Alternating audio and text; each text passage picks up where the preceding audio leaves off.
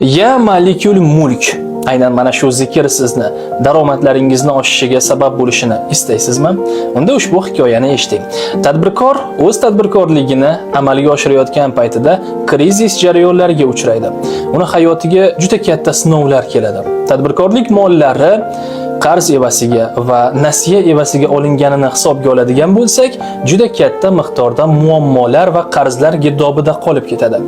Ana o'shanda ustozini yoniga borganda Ya Malikul Mulk zikrini tinimsiz aytishni tadbirkorga tavsiya qiladi. Najot chorasini istab borgan inson har bir ishni amalga oshirgani kabi bu zikrni ham amalga oshirishni boshlaydi va oradan ozmuncha fursat o'tgandan keyin uni savdosida yanada baraka, omad, mijozlar oqimini ko'payishi kuzatiladi. Sizda ham kredit, qo'rquv, stress jarayonlari bo'lyaptimi? Demak, mana shu Ya Malikul Mulk zikrini, duosini doimiy tarzda amalda qo'llang.